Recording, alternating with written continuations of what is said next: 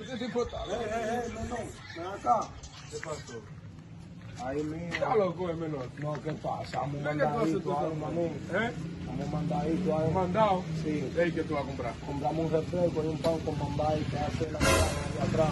¿Que te compre? Sí, toma esos 25, cómprame. Gato, no lo cojas como costumbre, Ey, eso es breve. Yo tengo hambre, manín.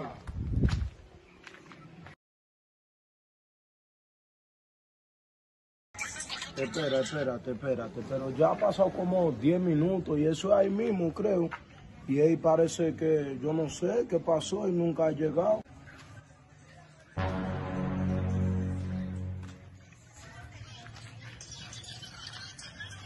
Hey, menor, ven acá y que lo que se te va a olvidar de mí.